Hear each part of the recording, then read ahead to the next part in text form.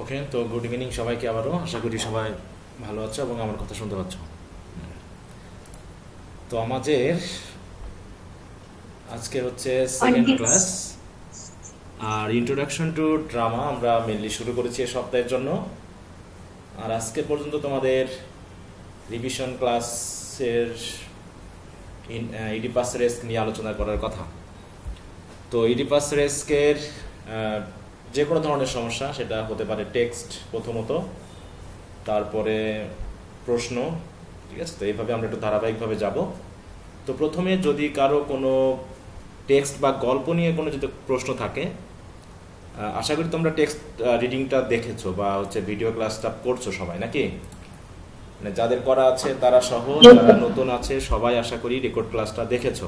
কারণ ড্রামাটা খুব একটা বড় না, ছোট, খুব একটা বড় না। তো সেই হিসাবে এক সিটিংয়েই মোটামুটি পুরো ড্রামাটা শেষ করা যায়। আর সহজ আছে ল্যাঙ্গুয়েজটা, গল্পটা খুব জটিলতা নেই, খুবই ইজি ল্যাঙ্গুয়েজে, ইজি প্লটে, কারণ এখানে কোনো অ্যাক্ট, সিন ইত্যাদি ভাগ টাগ যেহেতু নাই। So it would be very easy to understand the story or the plot of the drama. তো প্রথমে আমরা একটু ড্রামা, তারপর হচ্ছে এই ইডিপাস রেস্কের টেক্সট, এই বিষয় নিয়ে যদি কারো কোনো প্রবলেম থাকে একটু বলতে পারো প্রথমে। যদি কারো প্রথমে হাত তুলবা যদি কারো সমস্যা থাকে গল্পের, তারপর যদি সমস্যা না থাকে আমি কিছু একটু আলোচনা করব, তোমাদের কাছ থেকে কিছু কোশ্চেন আনসার করবো আর কি, মানে কোশ্চেন করবো যে তোমরা আসলে পড়েছো কিনা বা গল্প কাহিনীটা জানো কিনা সেটা আমি জানার জন্য কিছু কোশ্চেন করব। তারপরে তোমাদের নিশ্চয়ই গল্পটা শেষ করার পর তোমরা সেটা সামারি পড়েছো, সাথে সাথে ব্রিফ, শর্ট বা ব্রড কোশ্চেনের আনসার হয়তো সব শেষ করতে না পারলেও ধারাবাহিকভাবে পড়বা। যদি কোথাও কোনো প্রবলেম থাকে সেগুলো নিয়ে আমরা একটু কথা বলবো। তা প্রথমে টেক্সট নিয়ে বলো, একটু হাত তোলো যদি কারো প্রবলেম থাকে। বিশেষ করে যারা নতুন আছো, নতুন যারা যুক্ত হয়েছে তাদের জন্য, যদি গল্পটা পড়ে থাকো, মানে যেহেতু রেকর্ড ক্লাসে হুবহু পড়িয়ে দেওয়া আছে, এখানে তো আর টেক্সট পড়ানোর কোনো প্রয়োজন নেই। হ্যাঁ, গল্পটা আমরা একটু আলোচনা করব, তার আগে তোমাদের প্রশ্নগুলো একটু শুনি। আচ্ছা, সমস্যা নেই কারো নাকি?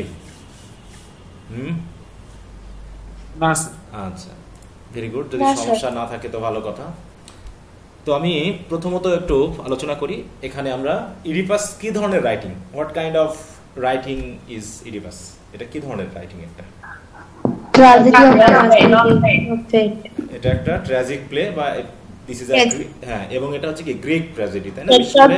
শুধু ট্র্যাজেডি বলবো না, বলবা Greek tragedy, because it maintains the features of Greek tragedy, তাই তো? কারণ আমরা অ্যারিস্টটলের, যদি অ্যারিস্টটলের ভিডিও ক্লাসটা না দেখে থাকো ওটা একটু দেখে নিবা, যে ওখানে what are the features of a Greek tragedy, what are the features of a Greek tragic hero, এগুলো এখানে কিন্তু বলা আছে। আচ্ছা, তো এখানে মেনলি গল্পটা শুরু হয়েছে ইডিপাসের কোথা থেকে বলো তো? সিংহাসন থেকে, নাকি? মানে তার যে বাসা বা তার যে প্রাসাদ, সে প্রাসাদের কোথায়? সিঁড়ির উপরে পুরো ঘটনা। হ্যাঁ, পুরো ঘটনাটা সিঁড়ির উপরে। তো what is the name of the state or country or the kingdom? বানানটা একটু খেয়াল রাখবা, থিবস, তাই না? হ্যাঁ, তো এইখানকার তিনি হচ্ছেন রাজা বর্তমান। তার প্রিভিয়াস রাজার নাম কি ছিল? হু হ্যাজ বিন কিং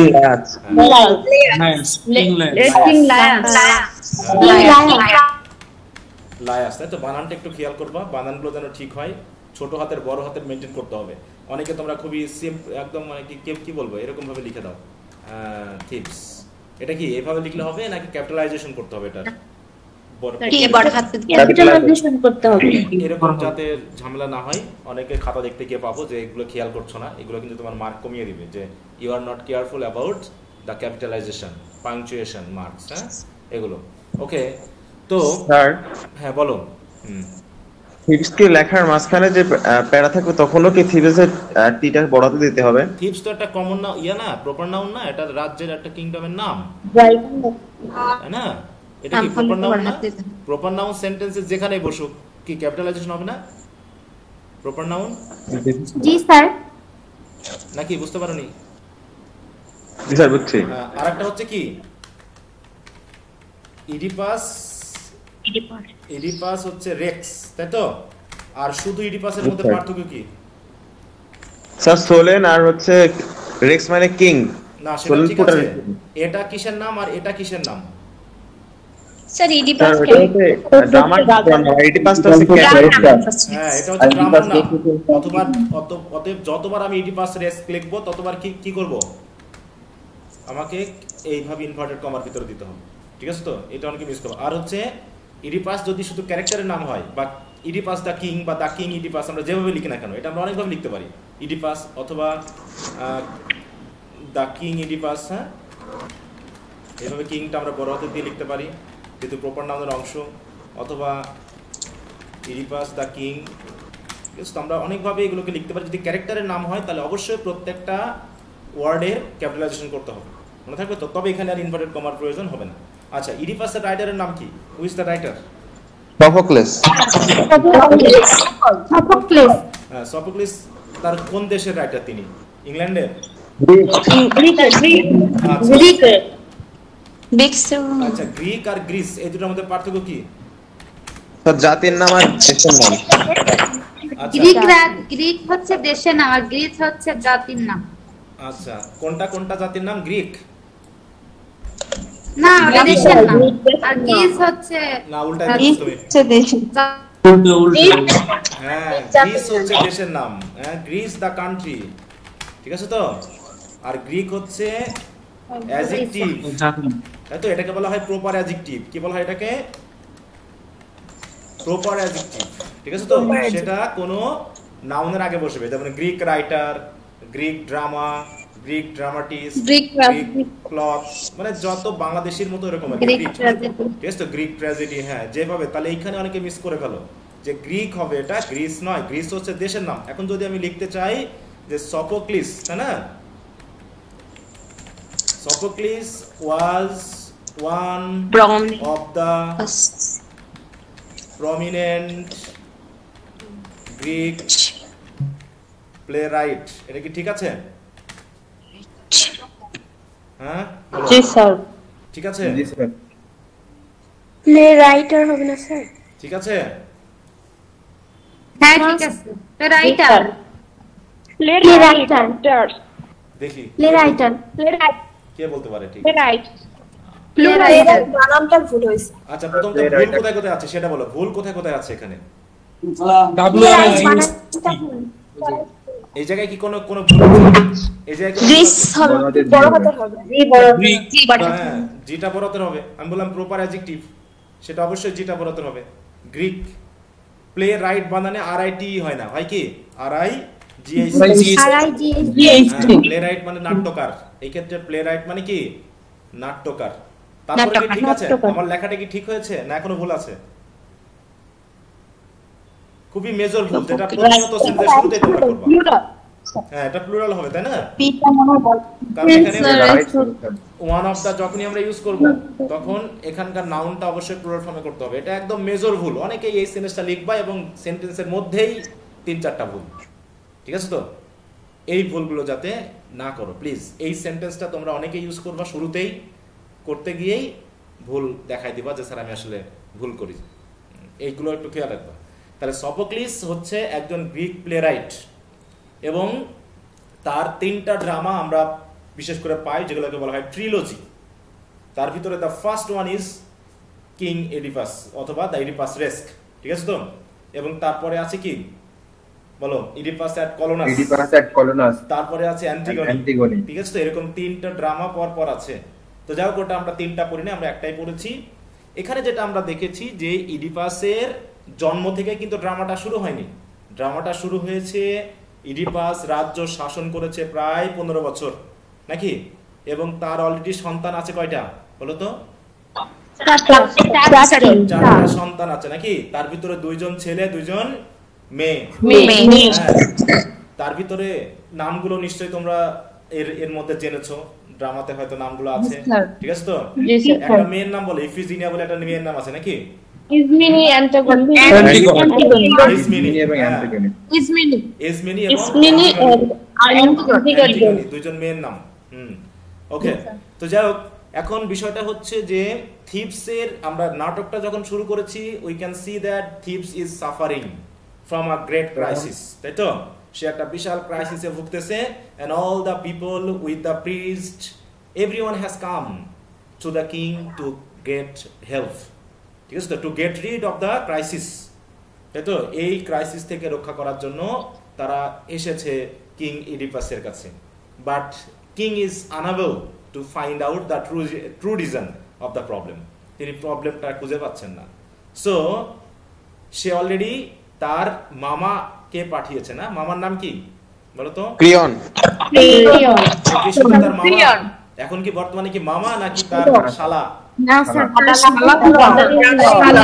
তাকে পাঠিয়েছে কার কাছে বলো? অরাকল প্যারিসিয়াসের কাছে। অরাকল ওরাকল অফ ডেলফির কাছে পাঠিয়েছে, এবং ডেলফি কি বলেছে যে the problem is for the undetected murderer, তাই তো? Untrialed murderer of the king Laius of the late king Laius, তো সে লায়াসের জন্য এই সমস্যাটা, সরি লায়াসের মৃত্যুর জন্য। কে তাকে হত্যা করেছে এখনো জানা যায়নি, তাই না? হ্যাঁ, কিন্তু দেখাচ্ছে যে কে সে এটা বলতে পারছে না। এটা ওরাকল বলেনি, এটা বলেছে খুঁজলেই পাওয়া যাবে, তাই না? ওরাকল কি বলেছে? খুঁজলেই পাওয়া যাবে। অতএব পাওয়া যাবে। হ্যাঁ, আনসিক গজ আনডিটেক্টেড, মানে না খুঁজলে তো পাবা না, খুঁজতে হবে তোমাকে, খুঁজলেই তুমি পাওয়া যাবা। হ্যাঁ, তো যাই হোক, পরবর্তীতে আমরা এইটুকু গল্প জানি যে সবাই এইটুকু জানে যে লায়াসকে মার্ডার করা হয়েছে কিছু ডাকাত দ্বারা, তাই তো? কিছু ডাকাত তাকে হত্যা করেছে, তাই না? এবং এটা হচ্ছে 3 রাস্তার মোড়, তাই না? 3 রাস্তার মোড় না এটা একটা? এই 3 রাস্তার মোড়টার জায়গাটার নাম কি এবং কোন কোন রাজ্যের মোড় এটা? আচ্ছা, হ্যাঁ, একটু সাউন্ড হচ্ছে কারো কোনো ইয়াতে রেকর্ডিং এ, মানে ইয়াতে মাইক্রোফোনে একটু খেয়াল করবা। তাহলে হচ্ছে সেখানে হত্যার শিকার হয়েছে লায়াস, এবং কেন হত্যা হয়েছে, কি কারণ তাকে হত্যা করেছে সেটা আমরা জানি, তাই না?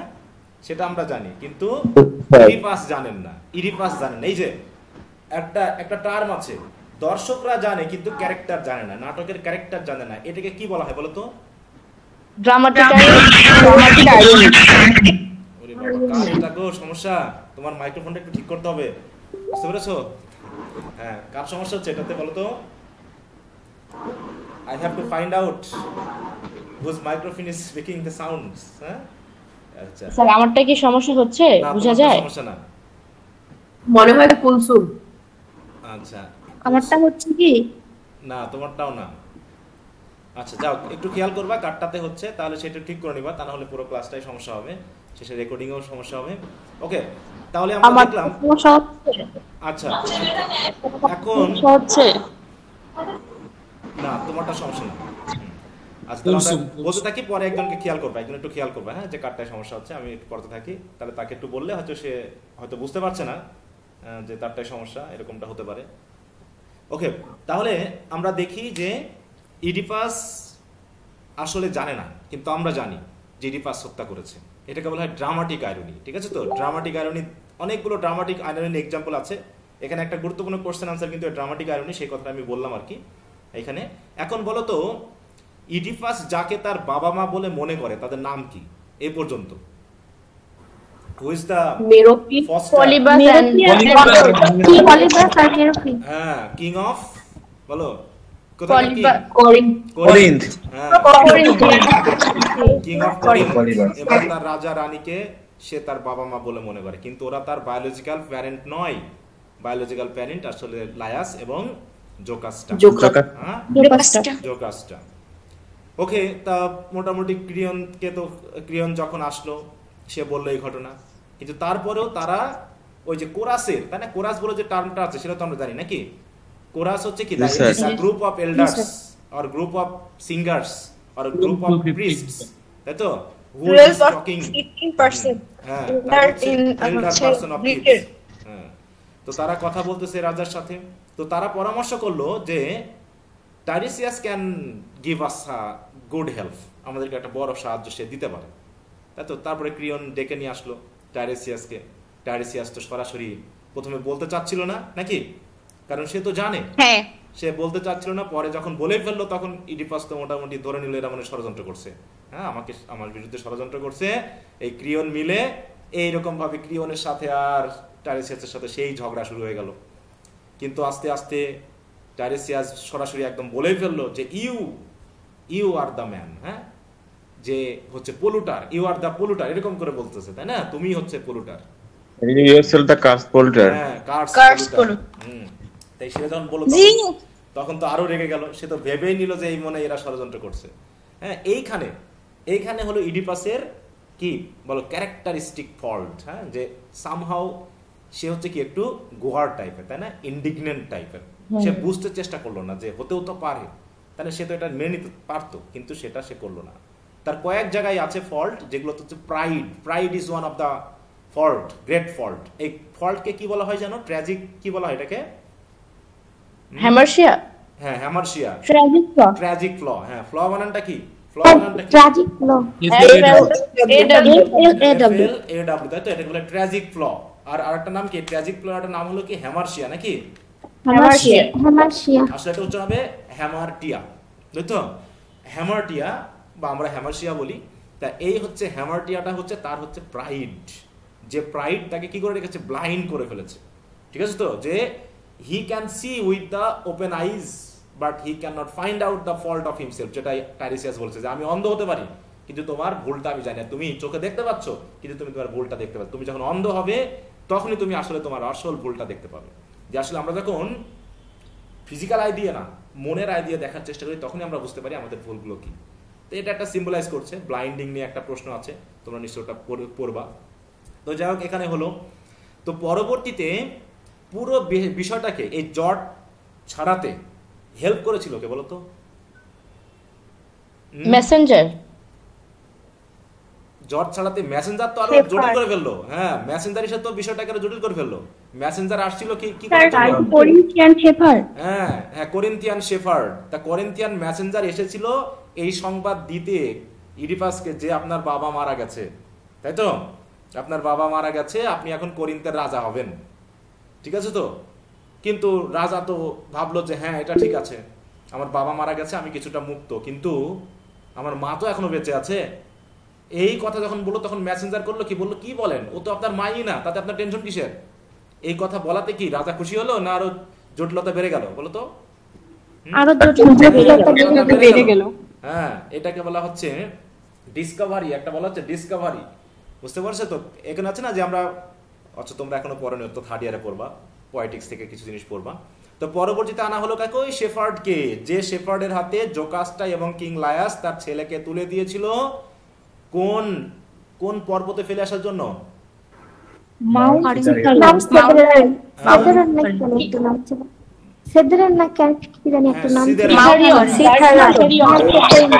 সিদেরান নামক যে পর্বতে, সেখানে তাকে কি করে ফেলে আসা হলো? দড়ি দিয়ে বেঁধে না, পায়ে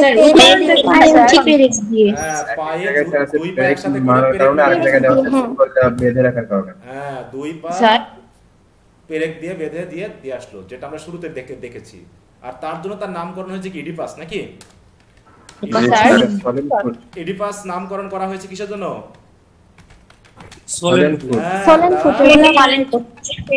লোহা বাঁধানো ছিল, সোলেন ফুট, লোহা বেঁধে থাকার কারণে, পেরেক মারার কারণে তার পা ফুলে গেছিল, ঠিক আছে তো। যখন কিং এর কাছে নিয়ে যাওয়া হলো তখন এই নাম অনুসারে তাকে নামকরণ করা হলো গ্রিক শব্দ ইডিপাস দ্বারা। এর মানে হলো কি সোলেন ফুট। তো যাই হোক, সেই তাহলে কি হলো, এখন কোন শেফার্ড কি আনা হলো বলো তো? ওটা কি করিন্থিয়ান শেফার্ড ছিল নাকি থিবসেরই শেফার্ড ছিল? থিবসের শেফার্ড করলো কি, করিন্থিয়ান শেফার্ডকে দিয়ে দিল যে তুমি পারলে তোমার ওই রাজ্যে নিয়ে যাও, কারণ সে খুব মায়া করছিল ছেলেটার প্রতি যে এইভাবে মেরে ফেলা যায়। তো কি করলো, সে তারই সহযোগী এক শেফার্ড তাকে দিয়ে দিল করিন্থিয়ান শেফার্ডকে। সে আবার নিয়ে গিয়ে, তাই তো, করিন্থিয়ান কিং তাদের যেহেতু কোনো বাচ্চা ছিল না তাদেরকে দিয়ে দিল, তারা বেশ তাদের মতো করে পালন টালন করলো। এইভাবে মোটামুটি আমরা দেখলাম কি একটা ভাগ্যের যে খেলা এইটা। আসলে লায়াসকে ইডিপাস হত্যা করলো কেন? একজন বলো, একটু হাত তোলো দেখি, কেউ একজন বলবে কেন লায়াস হত্যা করেছিল? একটু হাত তোলো, রাগ হয়েছিল ছিল না এই জন্য। একটু হাত তোলো। আমেনা বলো, হ্যাঁ একজন বলো, কারণ সবাই বললে শুনতে পারবো না, একজন বললেই হবে। হ্যাঁ বলো, হ্যাঁ আমেনা তাড়াতাড়ি, কুইক। জি স্যার, স্যার লায়াসকে হত্যা করেছিল যে যখন সে জানতে পারছে যে সে তার বাবা মাকে হত্যা করবে, বাবাকে হত্যা করে মাকে বিয়ে করবে, এটা যখন জানতে পারছে সে ওখান থেকে পালিয়ে যাচ্ছিল।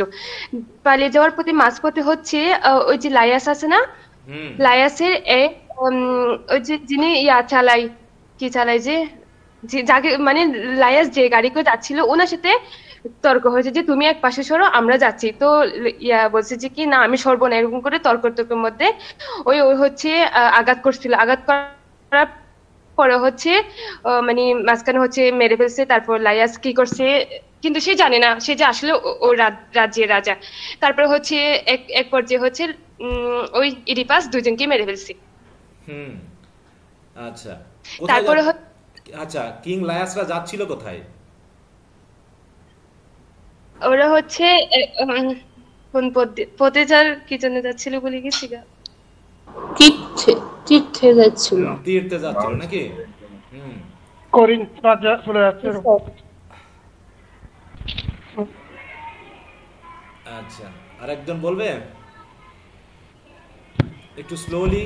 জি স্যার আমি বলবো। আচ্ছা বলো দেখি। হ্যাঁ, মূলত যখন ওডিপাস শর্তটা জানতে পারে সে থিবসের উদ্দেশ্যে রওনা হয় এবং পথিমধ্যে সে যে তার অন্য রাজ্যে পৌঁছে গেছে সে ওটা বুঝতে পারেনি এবং পথিমধ্যে যখন লায়াসের গাড়ির ড্রাইভারের সাথে দেখা হয় তাকে সরে যেতে বলে, তখন সে তার সাথে জেরা করে যে আমি কেন সরে যাব এবং তার সাথে একরকম তাকে ধাক্কা দেয়, ঠেলা দেয় ড্রাইভার এবং সেও তাকে ডিফেন্স করে। তখন কিং লায়াসও ক্ষিপ্ত হয়ে যায় তার উপর এবং তার উপর সে আক্রমণ করে এবং সেও ডিফেন্স করে কিং ওডিপাস এবং তাকে একরকম তার যেহেতু বয়স হয়ে গেছিল অনেক, যার কারণে সে ওখানে মারা যায় এবং তাকে মারা যাওয়া অবস্থায় দেখে তাকে রেখে তার যারা সৈন্যরা সাথে ছিল বা তার তীর্থে যারা সাথে যাচ্ছিল তারা প্রত্যেকে পালিয়ে যায়। সবাই কি পালিয়ে যায় না একজন পালিয়ে গেছিল বলছো? সবাই মারা যায়, একজন শুধু পালিয়ে গিয়েছিল। হ্যাঁ মোটামুটি মানে ওই যে ওরাকল অফ ডেলফি থেকে মানে ইডিপাস যখন শুনে যে ওর বাবাকে হত্যা করবে এবং মানে যেটা পালিত বাবা ওকে হত্যা করবে এবং মাকে বিয়ে করবে, তো ওটা শুনে সে ওই রাজ্য থেকে পালিয়ে অন্য রাজ্যে যেতে চায়। অন্য রাজ্যে যাওয়ার সময় মানে একটা পথ আছে ক্রস রোড, মানে তিন রাস্তার সমাহার, ওখানে গিয়ে যখন ওই কিং লিয়াসের সঙ্গে মানে ড্রাইভারের সঙ্গে মানে ঘোড়া নিয়ে যাওয়ার সময় তখন দেখা হয় যে এবং বলে যে তুমি এক দিক দিয়ে যাও আমি আরেক দিকে যাই, কিন্তু কেউ রাস্তা ছাড়তে চায় না। এই নিয়ে কথা কাটাকাটি এবং পরিশেষে মানে ইডিপাস মানে ঝগড়ার মধ্যে দিয়ে ইডিপাস তাদের মধ্যে একজন ব্যক্তিকে হত্যা করে, আর পরে তিনি ছিলেন যে কিং লিয়াসকে হত্যা করা হয়। হেরাল্ড বলা হচ্ছে যে ড্রাইভার বা যে পরিচালনা করে তাকে হেরাল্ড, সে গিয়ে তাকে ধাক্কা দিয়ে সরিয়ে দেয় আর তার হাতে ছিল একটা ক্লাব, সেটা দিয়ে তাকে আঘাত করলে সেই ব্যাটা তখনই মারা যায়। তারপরে কিং লায়াস বার হলো, মানে ওই যে তার তরবারি নিয়ে, তাই না, তরবারি দিয়ে আঘাত করতে চায়, আঘাত করতে গেলে ইডিপাসও তাকেও মারে। এভাবে মোটামুটি মারা যায় আসলে। আর একজন পালিয়ে যায়, তাই না, থিপসে পালিয়ে যায়, পালিয়ে গেছিল। জি স্যার। স্যার ওই সিচুয়েশন লায়াসের সাথে কতজন সৈনিক ছিল? ড্রামাতে যদি এখন উল্লেখ না করে সফোক্লিস, তাহলে আমরা কি আজও বের করতে পারবো কতজন ছিল? স্যার আমি এটাই জানতে চাইছি। হ্যাঁ, যেটা ড্রামাটিস্ট বলবে না সেটা কি এর কোনো ইতিহাস তো না, এটা তো কোনো ইতিহাস না যে আমরা খুঁজে ঘেটে বার করতে পারবো। ড্রামাটিস্ট যখন বলবে না তখন আর কি কখনো সম্ভব এটা বের করা? না স্যার, কখনো এটা বের করা সম্ভব না স্যার। হ্যাঁ, তা যেহেতু ওখানে বলা হয়নি তার মানে কতজন ছিল আমরা সেটা বলতে পারবো না, কিন্তু ওখান থেকে পালিয়ে যায় এবং সে গিয়ে বলে কি যে ডাকাত দলে মারছে নাকি। এখন এইখানে একটা ঘটনা হলো, ওই লোক আবার থিপসে গিয়ে পালিয়ে গেল কেন? থিপসে থাকলো না কেন সে? রাজা হলো তখন সে ভয়ে পালিয়ে গেল, যদি জেনে ফেলে, তাই না? কারণ ইডিপাস যখন রাজা হয়ে গেল তখন তো জানে যে এই তো রাজাকে মারছে, সে তো বলে দিতে পারতো, কিন্তু সে তো বললো না। কারণ কি, ওইখানে সবাই তখন একটা সমস্যা ছিল, থিপস তখন একটা সমস্যা ছিল। কি ইডিপাস যখন থিপসে প্রবেশ করলো তখন কি ছিল বলতো?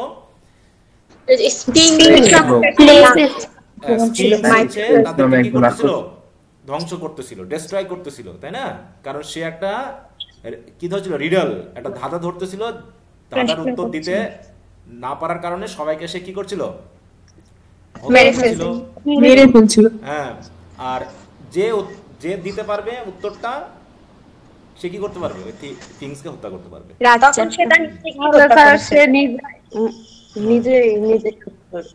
তো তারপরে যাও ওখানে, তো ওখান থেকে রক্ষা করার কারণে এখন লায়াসের কি হলো না হলো কেউ খোঁজ নেয়নি। ইডিপাসকে ধরে তারা রানীর সাথে বিয়ে দিল, রাজা বানিয়ে দিল। এই তো মানে একটা ঝামেলা ছিল, ঝামেলার ভিতরে আর কিং ইডিপাসের ওসবও খেয়াল নাই, জনগণেরও খেয়াল নাই যে লায়াসকে কে হত্যা করলো, একটু তদন্ত করা দরকার, এগুলোর কিচ্ছু খেয়াল নাই। মোটামুটি সবাই শান্তিতে আবার বসবাস শুরু করলো। তো এই যে মোটামুটি বেসিক যে কাহিনীটা, এই কাহিনীর ভিতরে তোমাদেরকে খেয়াল করতে হবে যে কথোপকথনের ব্যাপারটা, কার সাথে কেমন কথা হচ্ছে, কোন কথাটা কোন জট তৈরি করেছে, হ্যাঁ, কোন, তারপর এইগুলোকে আবার কি করতে হবে, পরীক্ষার সময় তোমাকে কোটেশন দিয়ে যে ওই জটলা এই কথাটার জন্য হয়েছে, এই জন্য কোটেড লাইনটা তোমাকে তুলে সেটাকে এক্সপ্লেন করতে হবে, এরকম ভাবে তোমাকে কিন্তু দিতে হবে। হ্যাঁ, এখানে তো অনেকগুলো কথা আছে। জোকাসটা কিভাবে মারা গেল বলো তো? সুসাইড করে, হ্যাঙ্গিং হারসেলফ ইন নুড ছিল।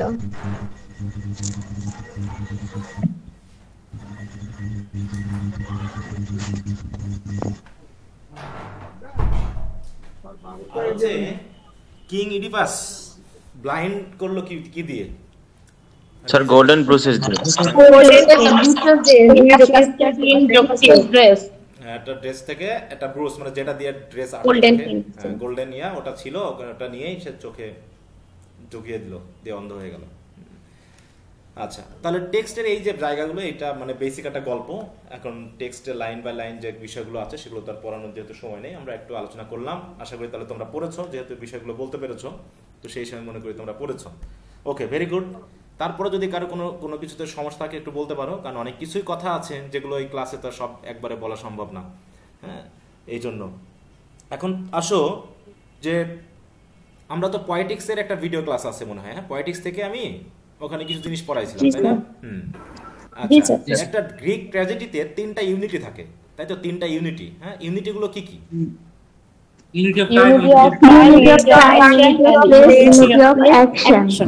আচ্ছা, সবাই একসাথে বললো, আমি তো বুঝতে পারিনি। তাহলে একজন বলো, নীলা বলো 201।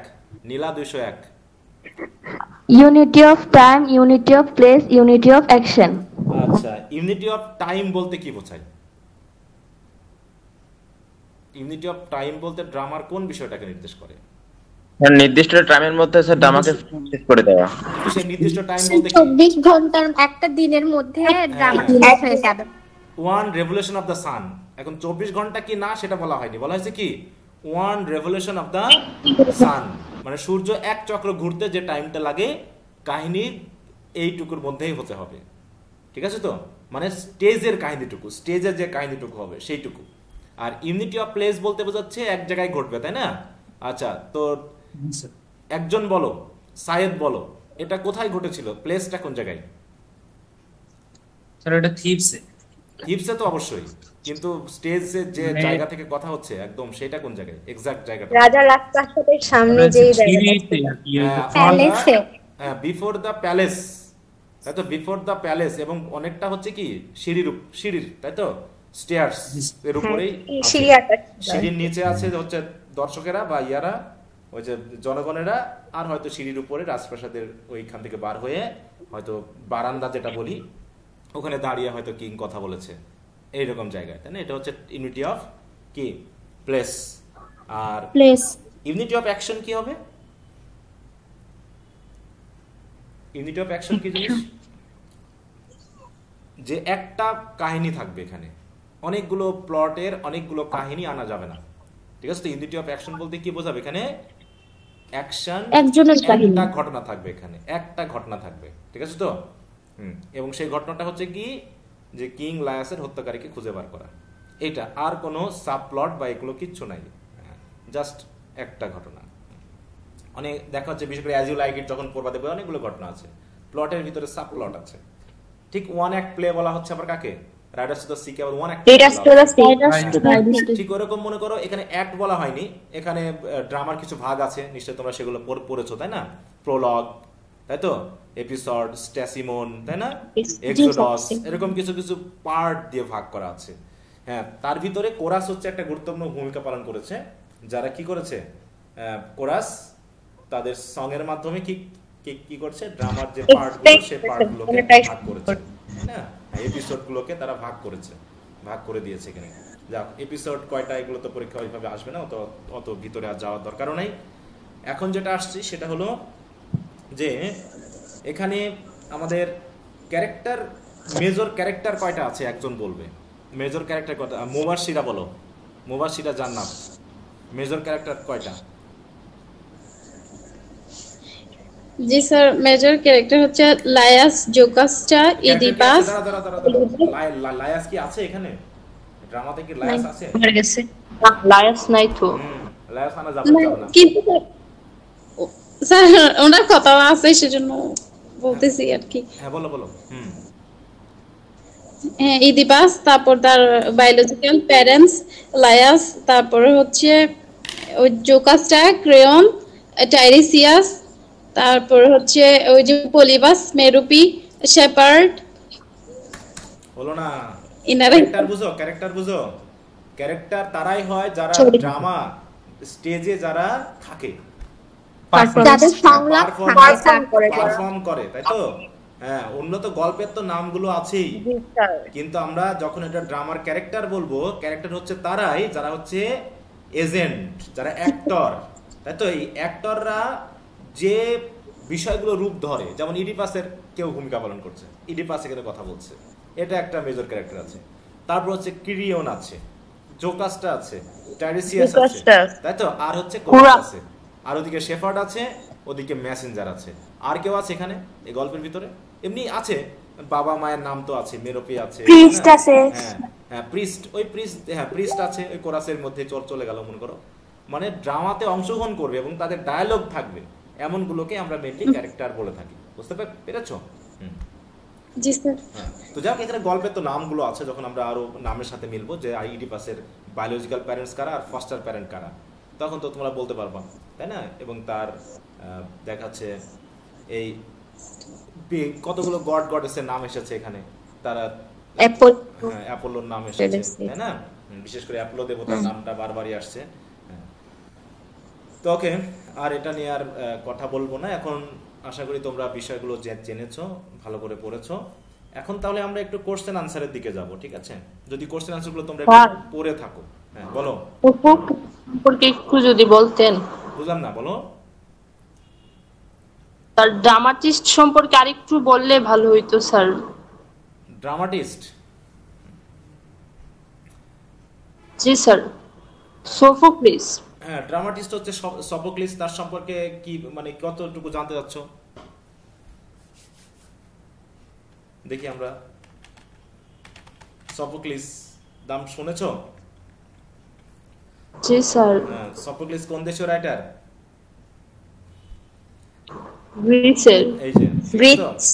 মনে করো ইনি হচ্ছেন আমাদের,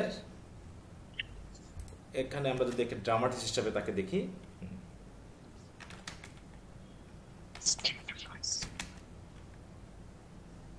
গ্রিক প্লেরাইট।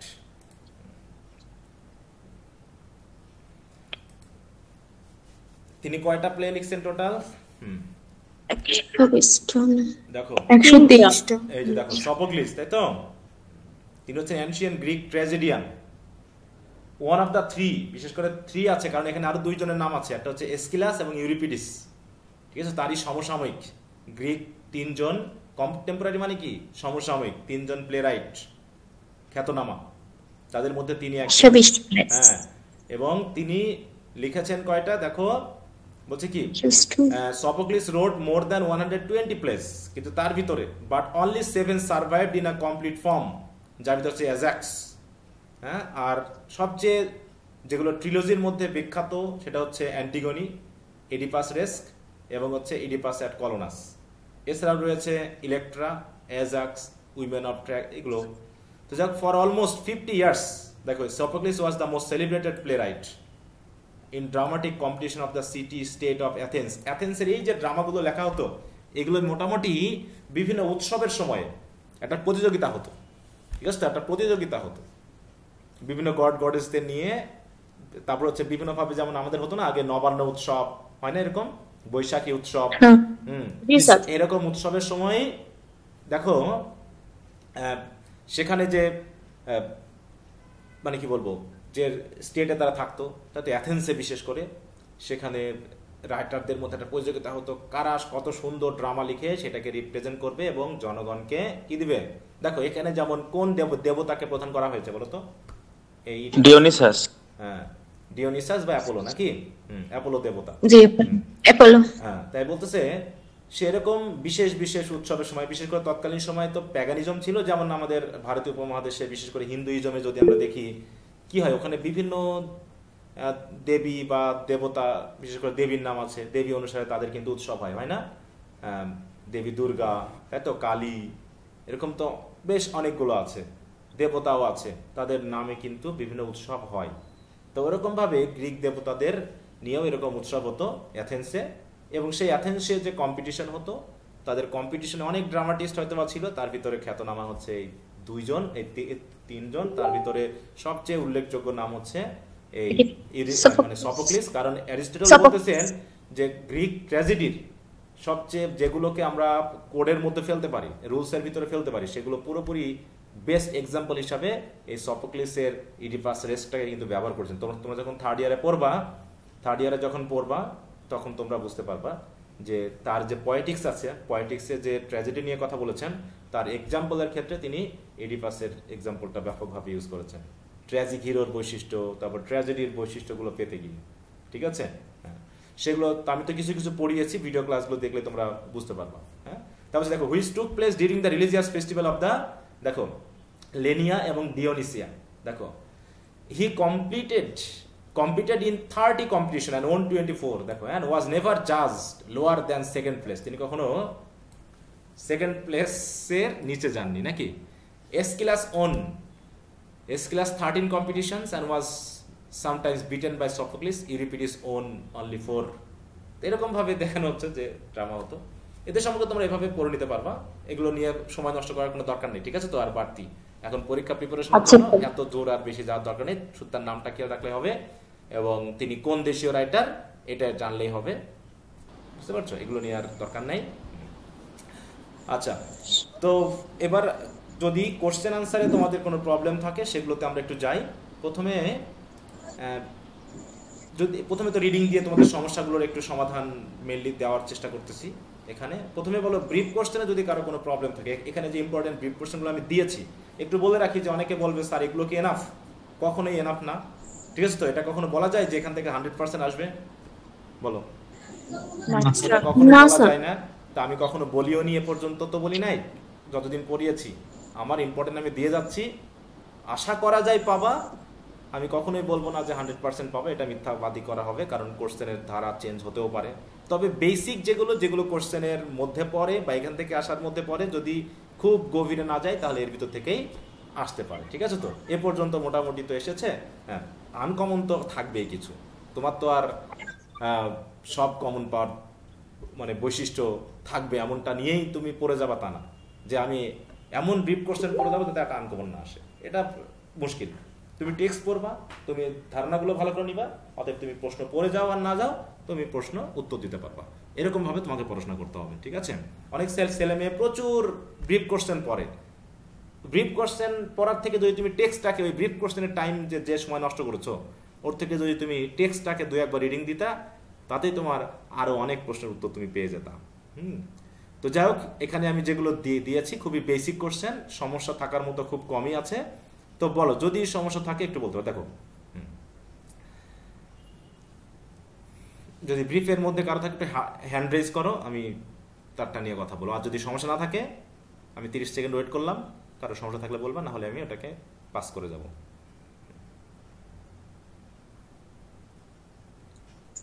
স্যার বলো। স্যার কিছু কিছু জায়গায় আছে যে ইডিপাস যে নিজের চোখ নিজে অন্ধ করেছিল, ওই জায়গায় কিছু কিছু জায়গায় আছে যে চুলের কাটা, আবার কিছু কিছু জায়গায় আছে যে ড্রেসের যে কাটা, ওইটা আসলে কোনটা? এই দেখো, তাহলে ঘটনাটা হচ্ছে কি তুমি টেক্সট পড়বা, কোথায় কোথায়, এই যে আমি বললাম না যে তোমরা টেক্সট পড়ো, টেক্সটে কি বলছে, বইয়ে কি বললো সেটা, মানে গাইডে কি বললো ওটা নিয়ে আমার কোনো কথা হবে না। মিলন স্যার কি বলেছে সেটা নিয়ে কোনো কথা হবে না, আর এক স্যার কি বলেছে সেটা নিয়ে কোনো কথা হবে না। কথা হবে কে, কাকে নিয়ে বলো তো? কোত্থেকে বুঝবো আমি? টেক্সট কি বলে? তুমি এখন সবাইকে জিজ্ঞাসা করে বেড়াচ্ছ, একদিন 2 দিন সময় নষ্ট হয়ে গেছে, তুমি এখন উত্তর পাওনি। উত্তর তো তোমার টেক্সটেই আছে, তুমি একটু পেজ উল্টাই দেখো, ওই যেখানে ঘটনাটা ঘটেছে তার পাশাপাশি যাও, গিয়ে দেখার চেষ্টা করো আসলে কোথা থেকে ঘটনা ঘটেছে। মিলন স্যার ভুলও বলতে পারে, আর এক স্যার ভুলও বলতে পারে, আর এক গাইড থেকে ভুল উত্তর আসতে পারে কিনা বলো? কিন্তু টেক্সট কি ভুল করবে বলো? টেক্সট কি ভুল হবে? ওই জন্য তুমি উত্তরটা টেক্সট থেকে খুঁজে বার করবা। আর কারো আমি বলবো তুমি সন্তুষ্ট হবা না, আরেকজনের কাছে জিজ্ঞাসা করবা যে মিলন স্যার তো এটা বললো, মিলন স্যার এটা ভুলও হতে পারে। অতএব এই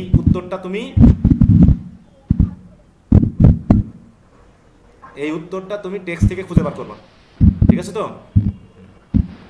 জি স্যার। আচ্ছা,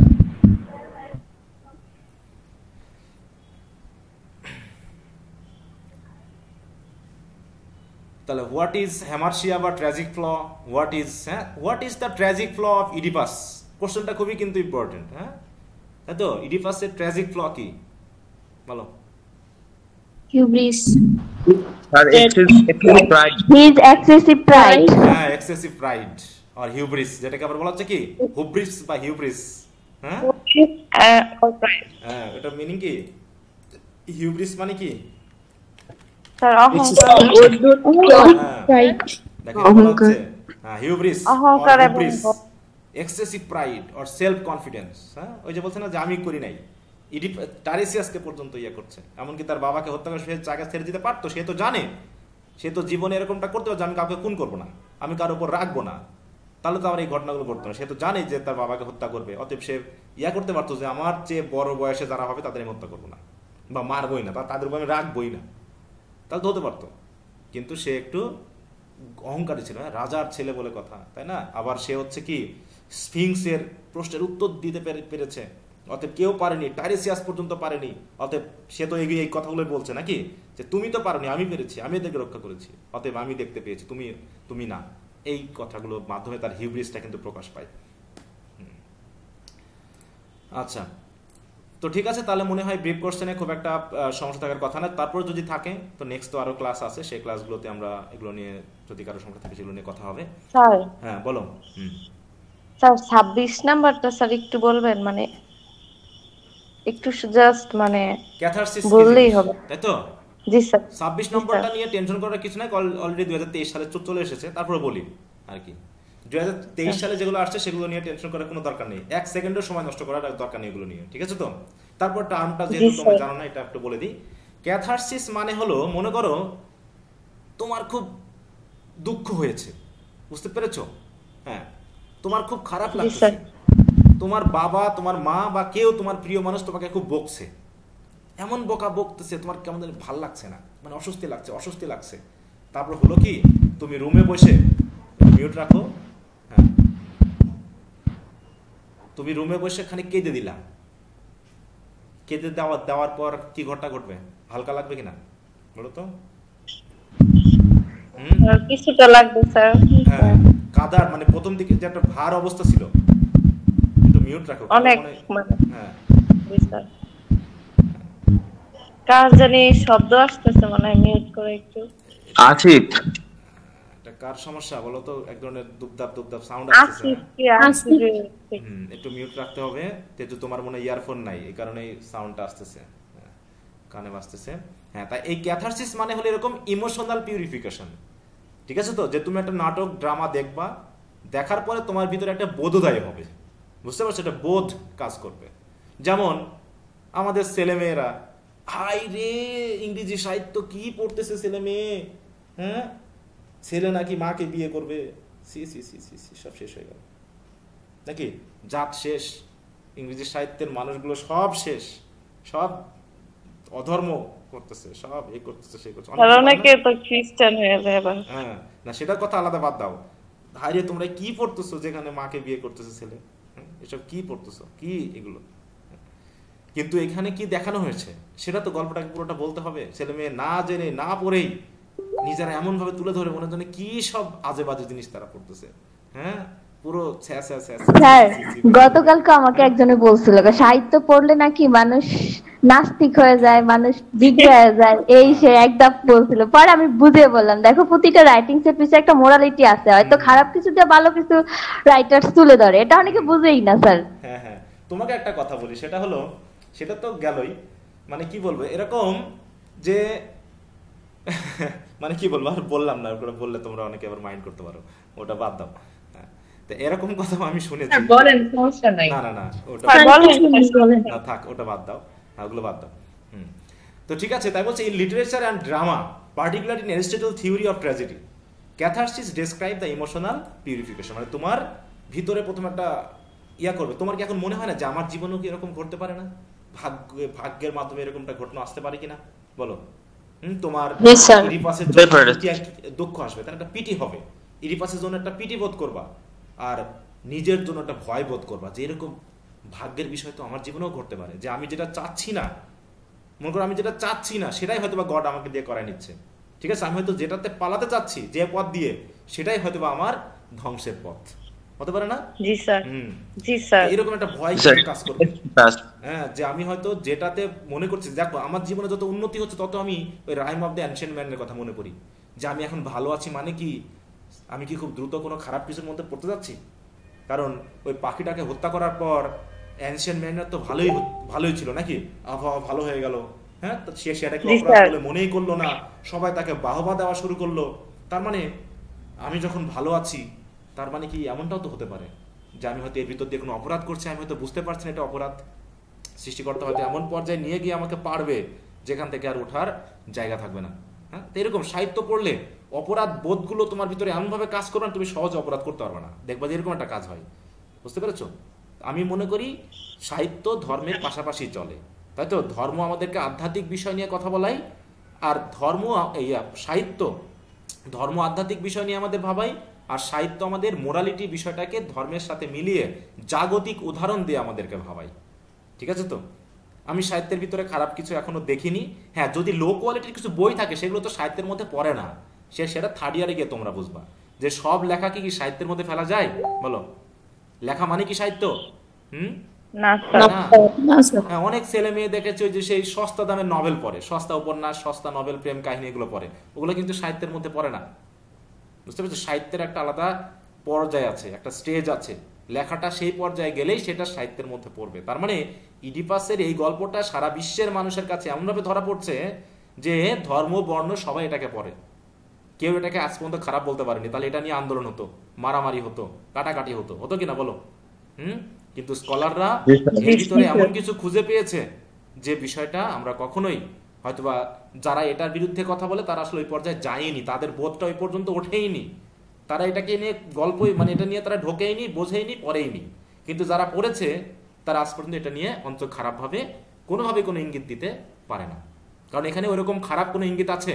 তুমি যখন ড্রামাটা পড়েছো এমন কোনো লাইন, এমন কোনো ওয়ার্ড পেয়েছো যেটা তোমাকে খারাপ ইঙ্গিত দিচ্ছে বলো?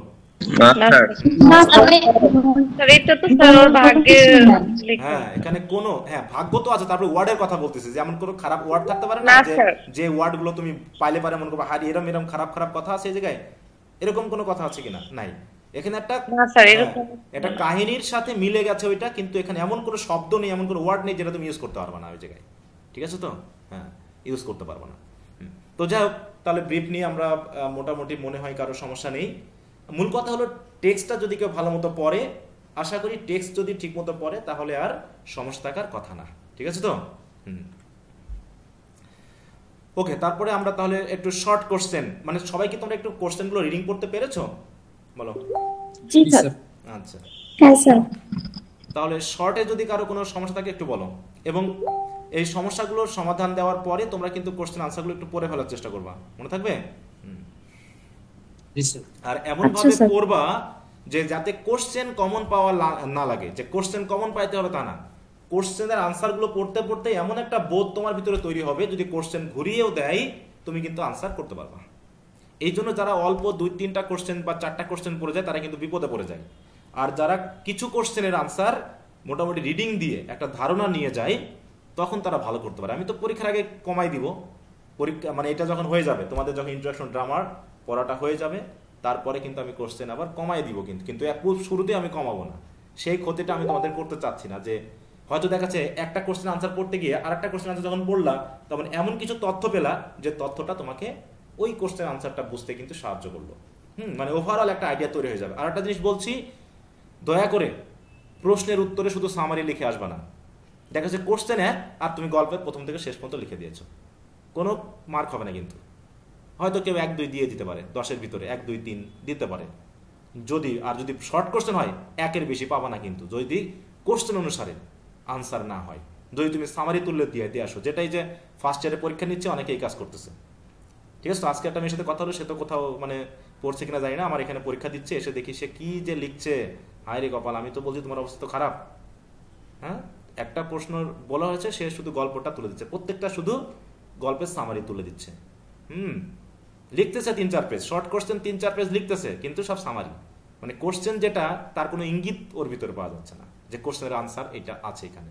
আমাকে খুঁজে নিতে হবে যে আনসারটা ওর ভিতরে আছে, কিন্তু আমি কি তোমার আনসার খুঁজতে যাব বলো, নাকি পুরোটাই আনসারটাই কোশ্চেনের সাথে মিল রেখেই হতে হবে বলো? মিল রেখে হতে হবে। যেমন হচ্ছে এই কোশ্চেনটা খুব কঠিন, 3 ইউনিটিস গ্রিক প্লেতে 3 ইউনিটির উপর একটা শর্ট নোট লিখতে হবে। তাহলে তুমি যখন ইডিপাসের মাধ্যম দিয়ে বর্ণনা করবা তখন তুমি তো ইউনিটি কি, তাই তো 3টা ইউনিটের নাম লিখলা এবং এই ইডিপাস রেসকে কিভাবে 3টা ইউনিটি মেনটেন হয়েছে সেটা তোমাকে দিতে হবে না বলো? হ্যাঁ, যে ইউনিটি যদি আমি বলি প্লেস, তখন প্লেস নিয়ে কথা বলতে হবে, যে এইখানে এই নাটকে আমরা প্লেস বলতে এটাকে বুঝছি, এইখানে কিভাবে মেনটেন হচ্ছে, যে পুরো নাটকটাতে থিবসের যে রাজপ্রাসাদ সেই রাজপ্রাসাদের সামনে হয়েছে, অতএব এই নাটকের এই স্থানটা চেঞ্জ হয়নি। একইভাবে টাইমের ক্ষেত্রে এইটুকু তোমাকে কি করতে হবে, গল্পের আদলে ওই বলতে হবে আর গল্প থেকে উদাহরণ দিয়ে তুলে দিতে হবে। এখন তুমি যদি 3 ইউনিটি বলতে গিয়ে পুরো গল্পটা তুলে দাও, উত্তর হবে বলো? না স্যার, উত্তর কিন্তু হবে না। অতএব এই জায়গাটা একটু খেয়াল রাখো। অতএব কোশ্চেন আনসারগুলো একবার রিডিং দিবা, প্রত্যেকটা রিডিং দিবা, 2-3 বার করে রিডিং দিবা, মুখস্থ না, ঠিক আছে তো? আর যদি কারো মুখস্থ করার ইয়া থাকে তাহলে তো খুব ভেরি গুড, সেটা নিয়ে তো কোনো সমস্যা না। হ্যাঁ, মুখস্থ একটা ভালো কোয়ালিটি, ঠিক চুরি বিদ্যা, ভালো বিদ্যা, যদি না ধরো পড়া, বুঝতে পারছো? আর হচ্ছে কি যদি ধরা পড়ো তাহলে কি একদম অবস্থা করুণ হয়ে যাবে নাকি? তা মুখস্থ বিদ্যা ভালো, যদি কোশ্চেন কমন পাও তাহলে সমস্যা নাই। আর যদি কোশ্চেন কমন পাও তখন ধরা যা খাবার খাবা সেটা তো বুঝতে পারো, কিন্তু এখন যেহেতু সেই সময়টা নেই। আচ্ছা, কারো কি কোনো কোশ্চেনকে একটু রিডিং বা ওটা বুঝাই দেওয়ার কোনো ব্যাপার আছে কোনো কোশ্চেনে? স্যার 7 নাম্বার একটু দেখেন তো। 7 নম্বর প্রশ্নটা, 7 নাম্বারটা তো আসবে না, 2023 সালে আসবে। হ্যাঁ, প্রশ্নটা করি আগে। হ্যাঁ, বলছে কি হোয়াট লজিক অর রিজন। হ্যাঁ, এটা বলছে যে প্রশ্ন তো দুটো হচ্ছে, মানে প্রশ্ন সেম, কিন্তু যে উত্তরটা এটা আসছে, এটা হচ্ছে 15 সালে আসছিল একরকম প্রশ্ন, আর 23 সালে আসছিল। তাই এটা হচ্ছে বাদ দিতে চাচ্ছিলাম আর কি, 23 সালে যেহেতু আসছে। হ্যাঁ, বাদ তো এখানে তো এটা বলেই দিছে 23 সালে প্রশ্ন পুরো বাদ। এই দুটাই প্রশ্ন একই উত্তর, শুধু প্রশ্ন ভিন্ন ভাবে আসতে পারে। হ্যাঁ, প্রশ্ন আলাদা কিন্তু উত্তরটা হচ্ছে এক। এই নিয়ে আর কোশ্চেনই আসবে না। অতএব এই ক্ষেত্রে এই সেলফ ব্লাইন্ডিং এর কারণ নিয়ে হোয়াই আর হাউ এই তো একই জিনিস না, রিজন, লজিক, হোয়াই এ তো একই কথা, শুধু কোশ্চেনের ওয়ার্ডিংটা চেঞ্জ হয়েছে, কিন্তু এর কনটেক্সটটা কি একই না বলো? হ্যাঁ, অতএব অর দিয়ে যা কোশ্চেন থাকবে, একই জাতীয় যা কোশ্চেন থাকবে বাদ দিয়ে যাবা, মনে থাকবে? ঠিক আছে। হ্যাঁ, 2023 থেকে যদি রিপিট হয় 2-1টা কোশ্চেন হবে, 5-7টা তো হবে না। অতএব আমার তো 8টা কোশ্চেন কমন পাওয়ার দরকার নেই, আছে বলো? 8টা কোশ্চেন কমন পাইতে হবে? তাহলে আমার কি দরকার? আমার 5টা-4টা কমন পাইলে চলবে, এত বেশি কমন পাওয়ার তো আমার দরকার নেই। অতএব এই বেশি 8-7টা কমন পাই আমি খুশি হয়ে আমার কোনো লাভ নেই যে আমি 7টা কমন পেয়েছি। আরে তুমি যে 5টা লেখার সেটা ঠিক মতো লিখতে পারছো না তাই কম। হ্যাঁ, তুমি 4.5টা কমন পাইলেও হবে, ঠিক আছে, তোমার 5টা কমন পাইলেও হবে, কিন্তু 6টা কমন পাওয়ার আমার হ্যাঁ দরকার। ওটা হচ্ছে সেট সাজেশনে হচ্ছে 7 স্টার দিয়েছে, এর জন্য আর কি জিজ্ঞাসা করলাম। হ্যাঁ না ওই একই জিনিস, এই নিয়ে রিজন, হোয়াই, হাউ, এই নিয়ে আর কোশ্চেন আসার সম্ভাবনা নেই। ঠিক আছে তো? Okay sir. আচ্ছা, যদি ওই যে বললাম যদি আসেও ওইরকম 2-1টা আসতে পারে, যদি আসেও ছোট নিয়ে তো আমার আর ওইগুলো বরং ওই কোশ্চেনগুলো যত এড়িয়ে যাব ততটুকু আমি আমার জন্য কমে যাবে, কোশ্চেনের পরিমাণটা কমে যাবে। ঠিক আছে? আচ্ছা স্যার 8 নম্বরটা একটু বুঝিয়ে দেন। 8 নম্বর সিম্বলিক সিগনিফিকেন্স, তাই তো, সেলফ ব্লাইন্ডিং। হ্যাঁ, এর সিম্বলিক মিনিংটা কি, মানে এটাকে আমরা কি নির্দেশ করতে পারি, যেটা আমি আগেই বলেছিলাম যে হয়তো আমার চোখ আছে কিন্তু আমি আসলে অন্ধ, মানে কি আমি বুঝতে পারিনি, আমার হয়তো ফিজিক্যাল আই ওপেন বাট আমার ইনার আই কি বন্ধ। ঠিক আছে তো? এই ব্লাইন্ডনেসটা 2 ধরনের বিষয়টাকে নির্দেশ করছে। একটা হচ্ছে কি যে টাইরেসিয়াস ফিজিক্যালি ব্লাইন্ড কিন্তু হয়তো ইনওয়ার্ডলি তার সেই ক্ষমতাটা আছে, সেদিকে ইডিপাসের হয়তো সেই ক্ষমতাটা নাই। আছে কি বলো?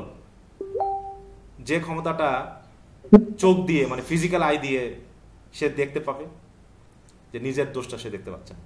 হ্যাঁ নাই, তাহলে এইখানে দেখা যাচ্ছে ঘুরে ফিরে ওই কথাটাই আসবে যে আমি আমার দোষটা ধরতে পারছি কিনা, আমি আমার বিষয়টাকে ধরতে পারছি কিনা। যখন ধরতে পারলাম তখন আমার কাছে মনে হলো যে আসলে আমার ফিজিক্যাল আয়ের দরকারই নেই, যে ফিজিক্যাল আই আমাকে হেল্পই করতে পারলো না আমার নিজের দোষ ধরার ক্ষেত্রে।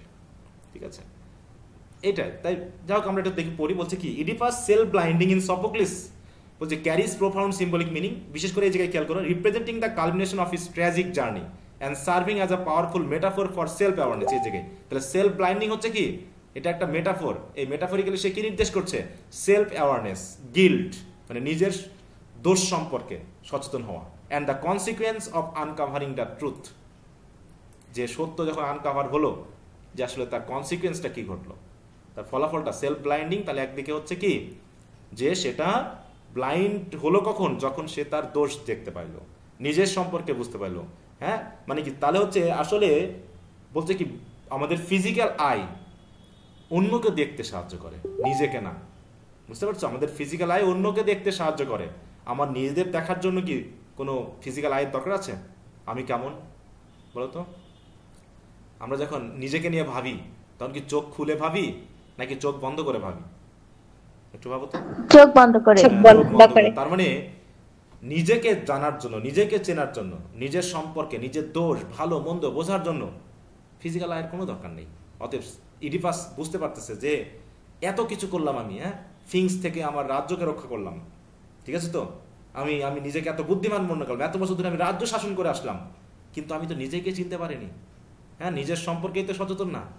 অতএব আমার ফিজিক্যাল আয়ের কোনো প্রয়োজনই নেই, আমার এই অন্ধত্বই আমার জন্য প্রয়োজন। এটা একই সাথে এটা হচ্ছে কি একটা শাস্তি, আর একটা হচ্ছে কি যে এখন নিজেকে নিয়ে ভাবার সময় এসেছে। কারণ বাইরের চোখ অন্যের দোষ ধরা, অন্যের নামে কুটনামি করা, অন্যের প্রতি হিংসা করা, এই কাজেই শুধু লাগে। সত্য দেখতে আমাদের ফিজিক্যাল আই কোনোভাবে সাহায্য করে না। এটা বলবে আর কি। দেখো বলছে ইনসাইট অ্যান্ড ব্লাইন্ডনেস, ঠিক আছে তো। ব্লাইন্ডনেস হচ্ছে আমাদেরকে কি করে, আমাদের সম্পর্কে ভাবতে কেমন জানি একটা বাধা সৃষ্টি করে আমাদের ফিজিক্যাল আই। তারপরে Oedipus blind himself after realising the horrifying truth about his identity and action. This act of self mutilation is symbolic of the new found insight he gains into his own life. তারপরে সে বুঝতে পেরেছে insight মানে কি নিজের প্রতি একটা অন্তর্দৃষ্টি। ইনসাইট মানে অন্তর্দৃষ্টি বোঝে আমরা, নিজের প্রতি, নিজের অন্তরের বিষয়টাকে বুঝতে সাহায্য করে। তখনই সে বুঝতে হলো চোখ রেখে কোনো লাভ নাই।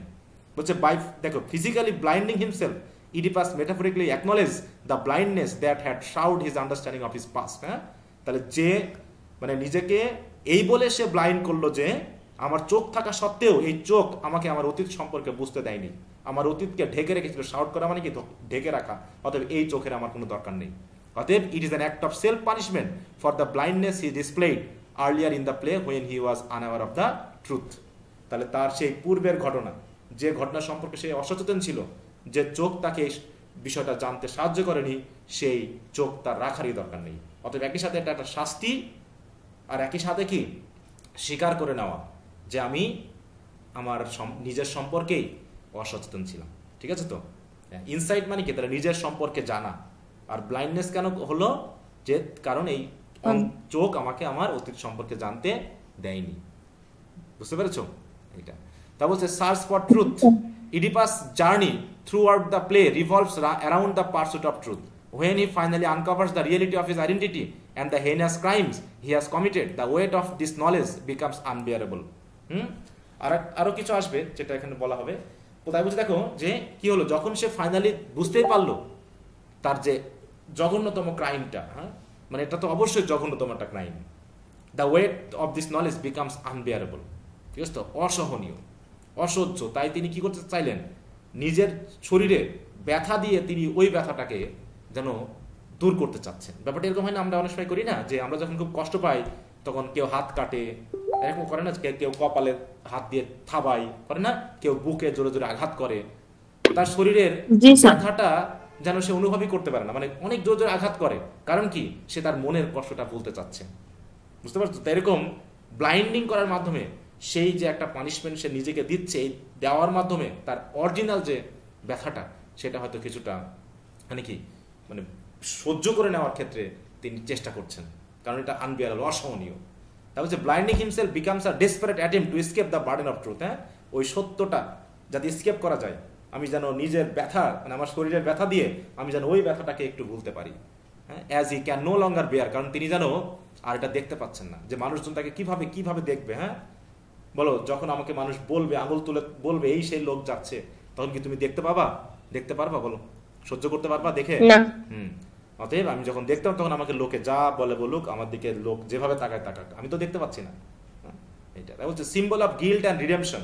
বিশেষ করে এটাই মেইনলি, গিল্ট অ্যান্ড রিডেমশন। তার ভিতরে একটা কি আসলো, অপরাধ বোধ জাগলো, আর অপরাধ বোধের একটা রিমোর্স বা প্রায়শ্চিত্ত হিসাবে সে নিজেকে কি করে ফেললো বলো, অন্ধ করে ফেললো, ব্লাইন্ড। ব্লাইন্ড, এটা একটা পানিশমেন্ট হিসেবে দেখানো হচ্ছে। ব্লাইন্ডিং হিমসেলফ দেখো is an act of self punishment and a desperate attempt at redemption for the unwitting crimes he committed. It was a loss of power and identity. The act of blinding represent loss of power and control. Already সে কি power হারিয়েছে না, বলো, ক্রিয়ন তো already ক্ষমতা নেই, সে তো already, এটা এক ধরনের এরকম যে আমার এই ফিজিক্যাল পাওয়ারের যেমন দরকার নেই, ঠিক ওরকম ভাবে এটা এক ধরনের যে আমি হাত ছাড়া করে ফেলেছি, আমার হাত ছাড়া অলরেডি হয়ে গেছে। সে এতক্ষণ চেষ্টা করেছিল তার রাজ্যটাকে ধরে রাখা, তাই না? কারণ সে নিজেকে মানে টাইরেসিয়াস তাকে দোষ দিলেও সে কিন্তু দোষটা তার গায়ে মাখাচ্ছিল না। কারণ কি, যদি দোষ গায়ে মাখায় তাহলে ভাবছিল তার রাজ্য হারিয়ে যাবে, তার সুনাম হারিয়ে যাবে, কিন্তু কি সেগুলো কি শেষ পর্যন্ত কি ধরে রাখা গেল বলো? বলছে as a king he once held authority and mastery over his kingdom. However, in blinding himself he relinquishes that power, ঠিক আছে তো, becomes a symbol of vulnerability. It is a physical manifestation of his internal turmoil. Turmoil মানে কি, মানে inter মানে কি, অন্তর্নিহিত দ্বন্দ্ব, অন্তরের দ্বন্দ্ব, and the shattered sense of identity resulting from the revelation of his true origins.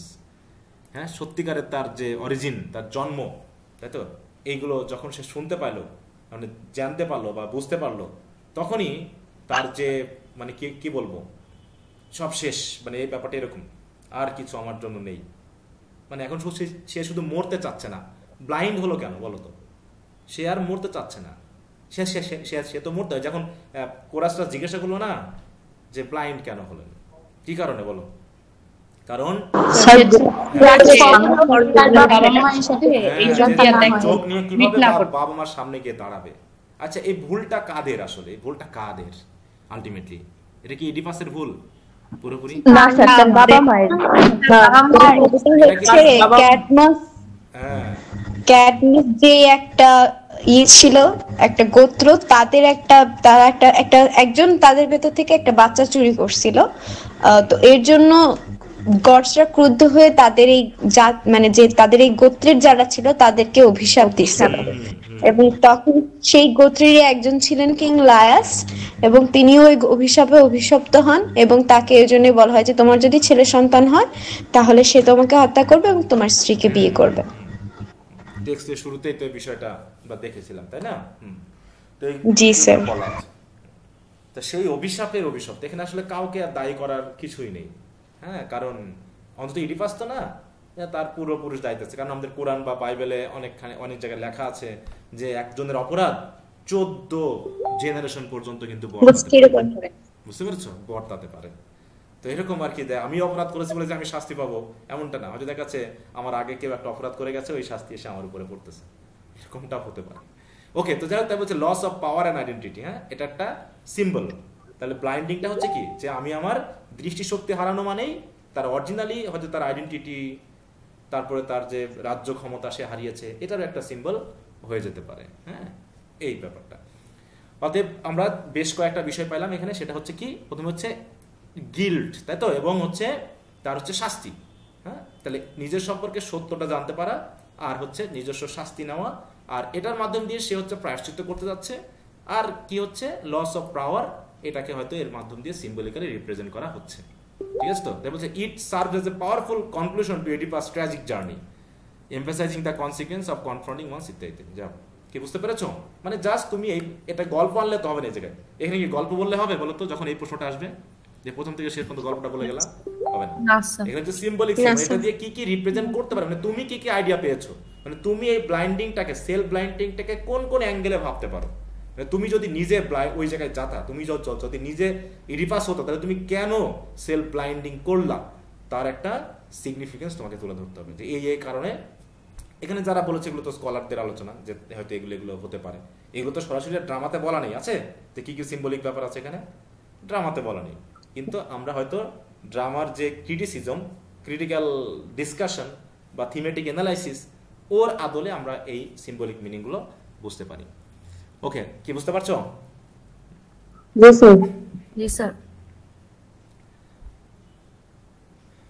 আচ্ছা, ভাগ্যের একটা তো বড় প্রশ্ন আছেই। বড় প্রশ্নগুলো বললেও দেখা যাচ্ছে অনেকগুলো শর্ট কোশ্চেনের আনসার কিন্তু হয়ে যায়, তাই না? ওরাকল অফ ডেলফি, এটা একটু দেখে রাখবা ভালো করে, এর কাজ কি। স্যার প্যাথি, ওই যে একটা ইয়া আছে 10 নাম্বার কোশ্চেনে, প্যাথিয়া, এইটা একটু যদি ডিটেইলস বলতেন। প্যাথিয়া বিষয়টা আমি আসলে বুঝতে পারিনি। পিথিয়া হচ্ছে পিথিয়া, হ্যাঁ, ওরাকলের যে মনে করো ইয়া থাকে, মনে করো এটা একটা, মনে করো কি বলবো, একটা ওই মন্দির, ঠিক আছে তো, মন্দির। ওই মন্দিরে প্রিস্ট হচ্ছে মেয়েরা থাকতো, ওই মেয়েদেরকে পিথিয়া বলে জানা হতো।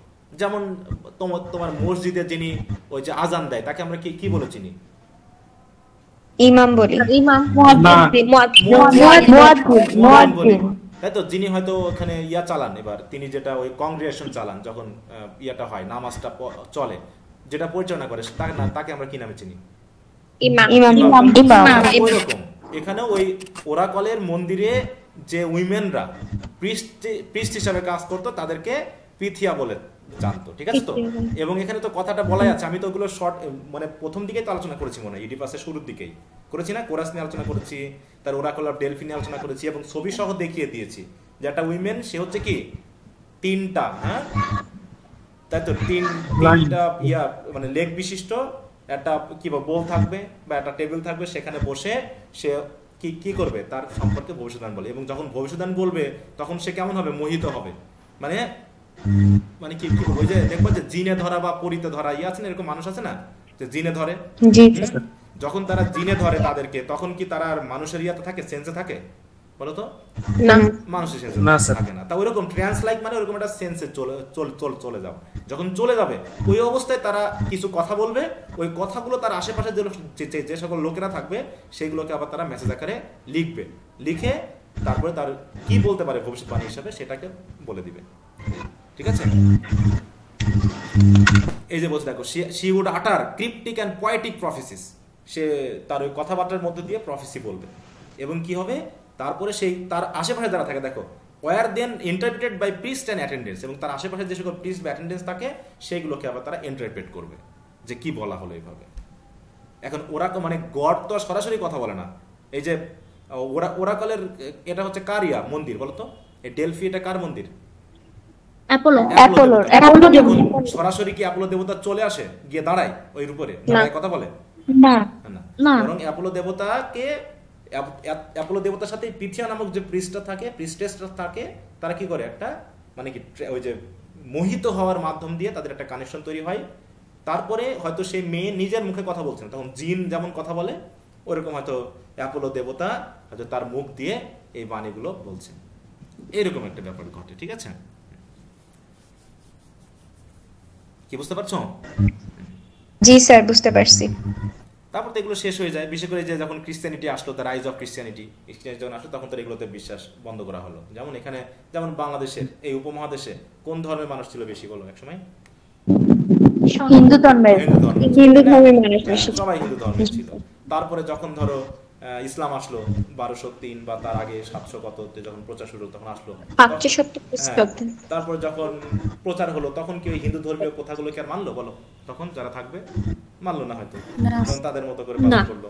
তো এইভাবেই মানে ধর্মীয় বিশ্বাস বা প্রথা এগুলো আস্তে আস্তে আস্তে আস্তে চেঞ্জ হয়ে যায় এক একটা ইয়ার মাধ্যম দিয়ে। সেটা এখন আর নেই, সেই গ্রিক মিথোলজি বা গ্রিস এগুলো আর নেই এখন বর্তমানে। আচ্ছা, তো শর্ট কোশ্চেনে আর কারো সমস্যা আছে কোনো?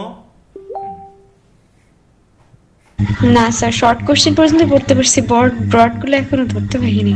স্যার 12 নাম্বার স্যার ব্রড আমারও শেষ হয়নি। আচ্ছা, সমস্যা নেই, তোমরা পড়তে থাকো।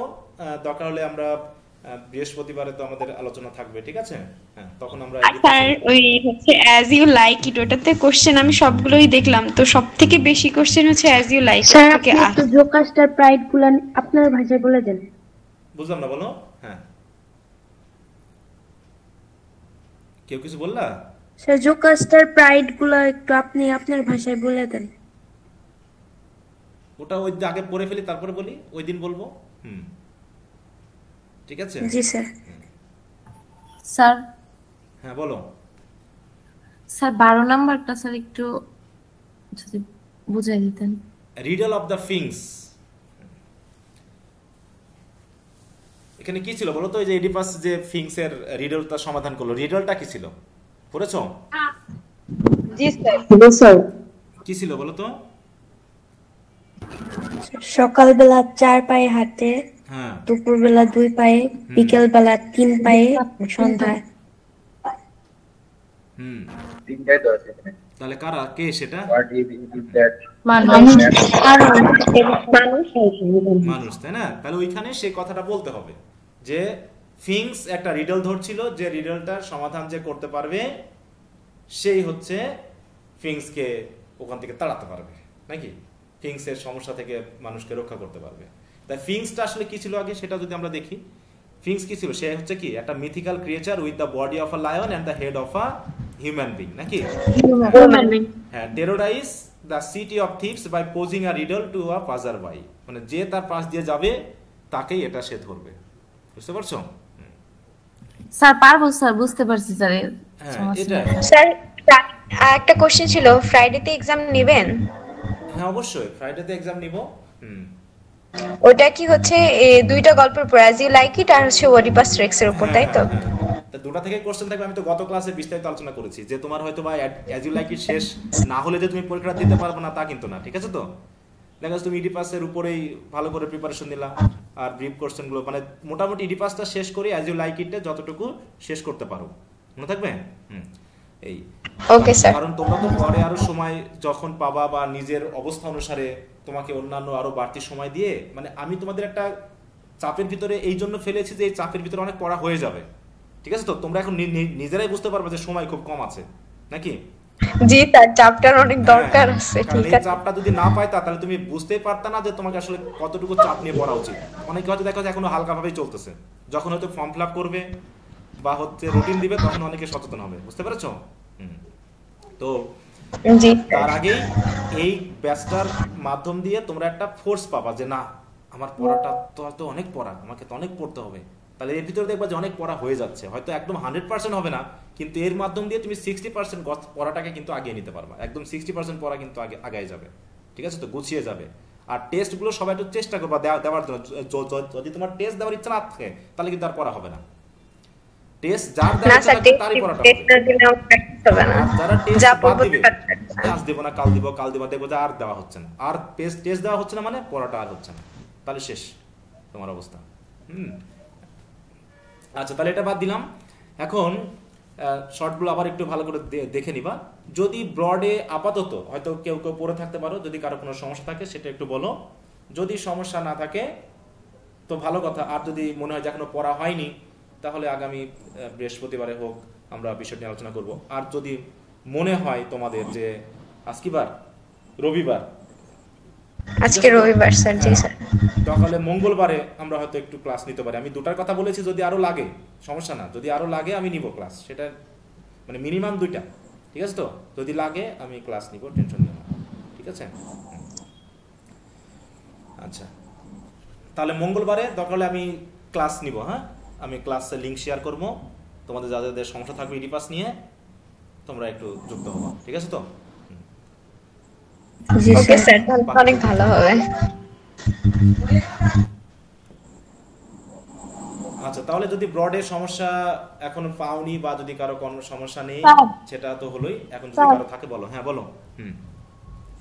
স্যার ব্রড কোশ্চেনে 1 নাম্বারে এটাতে প্রথম প্যারাতে স্যার ওখানে একটা ওয়ার্ড আছে ডেলভাইস, এটার মিনিংটা বুঝতেছি না স্যার। কোনটা? ওই যে masterpiece that delves into the complexity, delve into, তাই তো? এটার মানে কি? ডেলভ ইনটু মানে হচ্ছে গভীরে প্রবেশ করা। ডেলভ ইনটু এর মিনিং হলো কি? গভীরে প্রবেশ করা, ঠিক আছে তো? মানে একদম কোনো কিছুর ভিতরে প্রবেশ করে সেটাকে নিয়ে পরীক্ষা নিরীক্ষা করা। দেখো এই যে delve into means to examine something carefully and thoroughly to discover more information or gain a deeper understanding, ঠিক আছে তো? জি স্যার। তার মানে এই গল্পটার মাধ্যম দিয়ে আমরা আমাদের মানুষের সাইকোলজিকে আরো ডিপলি অনুভব করার চেষ্টা করছি। এটা মেনলি দেখো বলছে কি যে এটা একটা masterpiece that delves into the complexity of human suffering, মানে মানুষের সাফারিং কত ধরনের হয়, ঠিক আছে তো? সেই কমপ্লেক্সিটি নিয়ে সেটা নিয়ে পরীক্ষা নিরীক্ষা করছে, আলোচনা করছে। সাথে সাথে কি ডিভাইন উইল, যে আমাদের জীবনটা শুধু আমাদের মতো করে চলে না। আমাদের মতো করে চলে বলো তো? ইডিপাসের গল্প বাদ দাও, আমরা আমাদের ব্যক্তিগত জীবন যদি ভাবি আমি যা চাই আমি কি তাই পাই? বলো। দেখেন আমি যেটা চাচ্ছি সেটা হচ্ছে না, কিন্তু ঠিকই আমার জন্য ভালো কিছু হচ্ছে। হয়তো বা ডিভাইন পাওয়ার আমার জন্য এটা ঠিক করে রেখেছিল, অতএব ওটাই হবে। অতএব আমি যে পথে যাচ্ছি মনে করতে হবে সেটা আমার ইচ্ছায় যাচ্ছি না, হয়তো ওই আমার উইল, আমার ফরচুন, আমার ফেট আমাকে আসলে সেদিকেই নিয়ে যাচ্ছে, ঠিক আছে? তারপর হচ্ছে স্যার এরপরে হচ্ছে বোথ আছে না 4 নাম্বার লাইনে, বোথ এলিমেন্টস আর ইন্ট্রিকেটলি ওভেন, ওইখান থেকে স্যার এই লাইনটার স্যার পুরো মিনিংটা একটু বলে দেন না। ইন্ট্রিকেটলি মানে কি? খুব সূক্ষ্মভাবে। ওভেন মানে কি? বর্ণনা করা, ঠিক আছে তো? মানে হচ্ছে যুক্ত করা। ওভেন মানে বুঝছো তো? উইভ মানে কি? বর্ণনা, মানে বুনানো, কাপড় বোনে না মানুষ। হ্যাঁ, তাই বলে হচ্ছে ন্যারেটিভ বা গল্পটাকে এই বোথ এলিমেন্ট বলতে কোন কোন এলিমেন্টকে বোঝানো হচ্ছে? একটি হচ্ছে কি বোথ এলিমেন্ট বলতে কোনটা কোনটা বোঝানো হচ্ছে? ট্র্যাজেডি এন্ড ফেট, এটা ট্র্যাজেডি আর হচ্ছে ইনহেরেন্ট ফ্ল। এই দুটাকে কি করা হয়েছে? একসাথে সুন্দরভাবে কাহিনীটাকে বর্ণনা করা হয়েছে, মানে একসাথে একটা লিংক করা হয়েছে। ইন্ট্রিকেটলি ওভেন মানে হচ্ছে লিংকড করা, ঠিক আছে তো? সুন্দর করে বুননি করা। বুননি করা মানে কি? কাহিনীটাকে সুন্দর করে লিংক করতে পারা, বুঝতে পেরেছো? হ্যাঁ, তাহলে বলছে কি যে একদিকে হচ্ছে তার ট্র্যাজিক ফেট, একটা ঘটনার সঙ্গে আরেকটা সম্পর্কিত। হ্যাঁ, মানে তার ভাগ্য এবং তার নিজের দোষ, এই দুটাকে সুন্দর করে লাগিয়ে দেওয়া হয়েছে একসাথে। আরটাকে কাহিনীর সাথে কি করা হচ্ছে? জুড়ে দেওয়া হয়েছে। এটা ফেব্রিক মানে আমরা পোশাক বুঝি, যেমন পোশাক কি করা হয়? সুতা দিয়ে বোনানো হয় না? সুতা দিয়ে খুব সুন্দর করে বুনিয়ে বুনিয়ে আমরা একটা পোশাক তৈরি করি।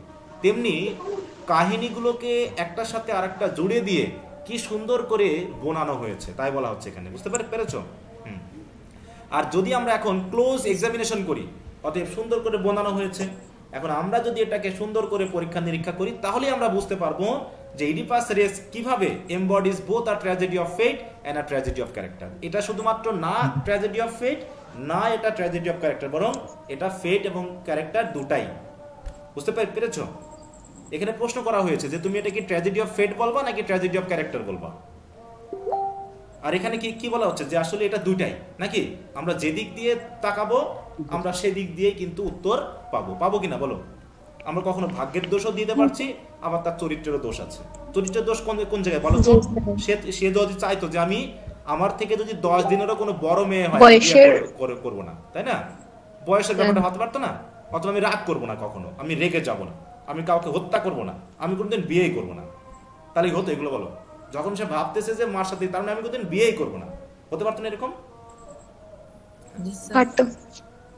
আমার জীবনে এরকম ঘটনা ঘটেছিল। আমি যখন ক্লাস 8-এ পড়তাম, বুঝতে পেরেছো? হঠাৎ করে ওই যে হাত দেখে না, একজন লোক হাত দেখতেছিল, আমি হাত দিয়ে বললাম, তো আমাকে দুটা ঘটনা বললো। একটা হচ্ছে যে আমার অল্প বয়সে আমার মা মারা যাবে, বুঝতে মানে খুব অল্প দিন আমার মা মারা যাবে। আরটা বলছিল যে আমার জীবনের হচ্ছে আয়ু কম, আমার আয়ু কম, এই কথাটা বলছিল। ঠিক আছে, তা আয়ু কম কেমন? আয়ু কম ওই 30-35 এরকম একটা আইডিয়া করছিল। তো তার জন্য আমি ভেবেছিলাম যে 30 বছর আগে আমি বিয়ে করবো না কোনোদিন, মানে আমি বিয়েই করবো না, এরকম ভাব বলছিলাম যে বিয়েই করবো না। কারণ কি, আমার একটা ঘটনা সত্যি হয়ে গেছিল, সেটা হচ্ছে আমার মা মারা যাওয়া। মানে হাত দেখা 8-এ, আমি যখন ক্লাস 8-এ পড়তাম তখন এই ঘটনা ঘটেছিল। এবং আমি যখন 8-এর ফাইনাল পরীক্ষা দিই, ঠিক আছে, আমার ফাইনাল পরীক্ষা চলছিল, এটা হচ্ছে নভেম্বরে, তখন আমার মা মারা যায়। মা মারা যায় যখন, তখন আমি সতর্ক হলাম, এই কথাটা ওই লোক বলছিল আমাকে। এরপর ভাবলাম যে আমি কোনোদিন বিয়েই করবো না, বুঝতে পেরেছ? তো দুর্ভাগ্যবশত আমার বিয়েটা 26 বছর বয়সে হয়ে যায়। বিয়ে করার রাতে, হ্যাঁ, বিয়ে যখন করলাম, বিয়ে করে যখন আমি বাসায় ঢুকলাম, তখন আমি আমার তোমাদের ম্যাডামকে বলতেছি, আমার না বিয়ে করার কথা ছিল না, আমি তো ভুলেই গেছিলাম। ঠিক আছে, তখন আমি তাই ঘটনাটা বললাম, যেই ঘটনা, হ্যাঁ, কিন্তু আমার এখন বয়স 40, ঠিক আছে, তো আমি 35-এর, তাহলে আমি 26 বছর বয়সে, আমি 26 বছর চলে গেছে, হ্যাঁ, ওই ইয়েটা চলে গেছে, কিন্তু আমার জীবনের দুর্ঘটনা কিন্তু অনেকগুলো ঘটে গেছে। ঠিক আছে, তো হয়তো আমার মৃত্যুটা হয়নি, কিন্তু বেশ কিছু ঘটনা ঘটেছে, মনে হচ্ছে যেন ওর সাথে রিলেটেড, যেগুলো আমি মানে কি বলবো, যা অনেক ঘটনা আছে। তো এই জন্য যখন আমি ইডি পাস পড়ে, মানে ইডি পাসের এই ঘটনাটা আমার, ওই যখন আমি ইডি পাস পড়ছিলাম তখন আমার 8-এর কথাটা মনে পড়ছিল, যে আমার তো এরকম একটা ঘটনার কথা বলা আছে। তারপর থেকে আমি প্রতিনিয়ত এটা মনে করতাম যে আমি যেন এই কাজগুলো না করি, বিয়ের সাথে আমি 30 বছর আগে করবোই না, মানে 30-35 আগে করবো না, যদি করতেই হয়, আর নাই আমি জীবনে বিয়েই করবো না। ঠিক আছে, তো এরকম একটা দাদুকে, আমার দাদু দেখতো, দাদুকে তো আমি বলেই দিয়েছিলাম যে আমি যেন বিয়ে করবো না, আমাকে যেন বিয়ে নিয়ে ইয়ে করবো না। কিন্তু দাদু একটা বিশেষ ঘটনার কারণে সে চাপ দিল আমাকে বিয়ে করতে হবে। আমিও কেমন জানি একটু চ্যালেঞ্জে পড়ে, মানে কি বললাম, ভুলে গেলাম। হঠাৎ করে বিয়ে করার সন্ধ্যাবেলায় বিয়ে করে এসে আমি ভাবতেছি, তোমাদের ম্যাডামকে বলতেছি, আমার না বিয়ে করার কথা ছিল না, আমি তো ভুলেই গেছিলাম। তো এরকম আসলে হয়ে যায় যে হয়তো যেটা নিয়ে ভাবি সেটা যে কোন সৃষ্টিকর্তা যদি চায়, আমি কি এটা থেকে বাঁচতে পারবো বলো? ফেট যদি চায় আমি বাঁচতে পারবো না, তাহলে ওইটা ট্র্যাজেডি অফ ক্যারেক্টার হয়ে গেছে। আমিও জিদে পড়ে গেলাম, আমি বিয়েটা করে ফেললাম। জিদে পরে বিয়েটা করা মেনলি আসলে একটা চ্যালেঞ্জ করে বা জিদে পরেই করা। সৃষ্টিকর্তা হয়তো জিদ ওরাম তৈরি করাইছে, ঠিক আছে, ইডিপাসের মতো, যে রাস্তা ছাড়তে হবে, না রাস্তা দিব না, এই নিয়ে মারামারি। এখন জিদ তো সে নাও করলে পারতো, ঠিক আছে না, সে মাথা গরম না করলে পারতো, কিন্তু করে ফেললো। তাই এটা বলা হয়েছে, ঠিক আছে, কি বুঝতে পারছো মিনিংটা? হ্যাঁ স্যার, বুঝতে পারছি। স্যার আরেকটা কোয়েশ্চেন হচ্ছে, এখানে 1 নাম্বার কোয়েশ্চেনের অ্যানসার স্যার 2 ধরনের দেওয়া আছে, একটা হচ্ছে পয়েন্ট দিয়ে, আর একটা হচ্ছে ওই যে ট্র্যাজেডি অফ ফেট আর ট্র্যাজেডি অফ ক্যারেক্টার, হচ্ছে দুইটা তুলনা করো। হ্যাঁ স্যার, কোনটা বেটার হবে? তোমার যেটা দিবা, আমি যে দুটাই দিয়েছি, তোমার যেটা ভালো লাগবে তুমি সেটাই দিবা, কারণ এই উত্তরটা একটু অন্য রকমের, তো বিভিন্ন অ্যাঙ্গেলে আলোচনা করা যায়। আমি দুটাই দিয়ে রাখছি, তোমার যেটা খুশি তুমি সেটা দিবা, কোনো সমস্যা নেই। স্যার এখানে কি যে কোনো একটাই দিতে হবে নাকি চাইলে দুইটা দিয়ে আলোচনা করাও যাবে? দুটা দিয়ে আলোচনা করতে হবে, তুমি তো একটাই যেতে পারবা না। তুমি একটা পারবা যে ট্র্যাজেডি অফ ফেট বা ট্র্যাজেডি অফ ক্যারেক্টার বলতে পারবা? দুটাই তো একটা যেতে পারবে, যে আসলে সিঙ্গেল ভাবে আমরা কোনোটাই পাচ্ছি না, বরং দুটার একটা ওই যে বলে ইন্ট্রিকেটলি ওভেন, দুটা ঘটনার একটা মিশ্রণ আছে। অথবা আমরা যদি এক্সামাইন করি একটু, তাই তো গভীরভাবে চিন্তা করি, তাহলে আমরা দুটাই পাবো, এখানে একটাকে আমরা আলাদা করে বলতে পারবো না। ঠিক আছে? আচ্ছা স্যার। কারণ দেখো বলছে কি, তার ক্যারেক্টারের ফ্ল কি ছিল, তার ক্যারেক্টারের ফল ছিল তার হচ্ছে pride, impulsiveness and refusal to heed warning. এই যে ওয়ার্নিং না শুনতে চাওয়া, ওয়ার্নিং না শুনতে চাওয়া, এটা হচ্ছে তার ক্যারেক্টারের সমস্যা, তাই নাকি?